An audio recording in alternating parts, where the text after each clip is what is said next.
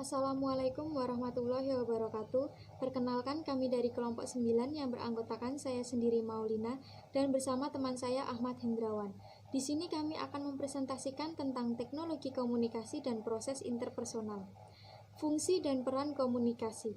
Mengendalikan perilaku karyawan, memotivasi karyawan, menyediakan pelepasan ekspresi emosional dari perasaan dan pemenuhan kebutuhan sosial, serta menyediakan informasi. Peran komunikasi bagi kehidupan manusia yaitu mendorong kemajuan peradaban manusia. Peran komunikasi bagi organisasi sebagai sarana mengarahkan dan mengendalikan kegiatan, memahami tujuan organisasi, dan mempengaruhi orang-orang. Proses komunikasi dan model komunikasi. Yang pertama, proses kodifikasi atau pengkodean pesan oleh pengirim. Pengirim mengubah gagasan, perasaan, dan maksud-maksudnya ke dalam bentuk pesan yang dapat dikirimkannya. Yang kedua, proses pengiriman pesan kepada penerima. Yang ketiga, adanya media melalui mana pesan dikirimkan. Yang keempat, proses dekodifikasi pesan oleh penerima.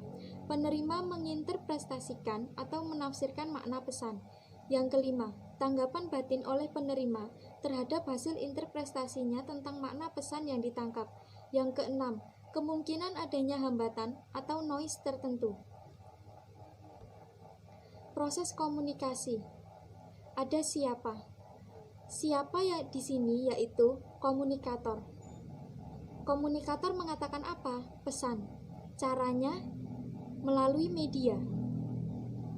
Kepada siapa? Penerima. Apa hasilnya? Umpan balik. Model komunikasi. Di sini ada dua model komunikasi. Yang pertama ada pengirim dan penerima. Pengirim, makna yang dimaksud, menerjemahkan ke dalam lambang-lambang, mengirim lambang-lambang, menerima umpan balik. Yang kedua ada penerima, makna yang ditangkap, mengirim umpan balik, menerima lambang-lambang, dan mengartikan lambang-lambang tersebut. Saya akan melanjutkan presentasi dari Maulina, yaitu komunikasi nonverbal. Komunikasi yang disampaikan tanpa kata-kata. 1. Suara dengan maksud tertentu atau peringatan.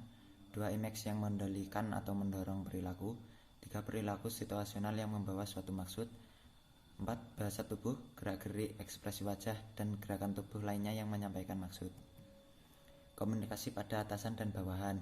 Dalam dunia organisasi melibatkan sekumpulan orang untuk mencapai tujuan bersama, diperlukan suatu bentuk komunikasi yang efektif dan baik. Pengaruh komunikasi pada atasan dan bawahan. 1. Kinerja anggota organisasi. 2. Terlaksananya tugas-tugas organisasi. 3. Tercapainya tujuan organisasi. 4. Suasana atau iklim organisasi. 5. Kelangsungan organisasi. 6. Pertumbuhan organisasi. Komunikasi dalam industri dan organisasi. Komunikasi merupakan faktor penting bagi organisasi. Karena tanpa adanya komunikasi, kegiatan organisasi tidak akan berjalan dengan baik. Melalui komunikasi diharapkan dapat membawa hasil pertukaran informasi dan saling pengertian di antara orang-orang yang terlibat dalam kegiatan tersebut. Peningkatan kinerja karyawan secara perorangan akan mendorong kinerja sumber daya manusia secara keseluruhan dan memberikan feedback yang tepat terhadap perubahan perilaku yang direfleksikan dalam kenaikan produktivitas. Isu-isu terbaru dalam komunikasi. 1. Mengelola komunikasi dalam dunia internet. 2. Mengelola sumber-sumber pengetahuan organisasi. 3. Peran komunikasi dalam layanan pelanggan. 4. Komunikasi yang penuh pengertian. Sekian presentasi dari kelompok kami. Bila ada salah kata dan pengucapan yang kurang baik, mohon dimaafkan. Akhirul kalam, wassalamualaikum warahmatullahi wabarakatuh.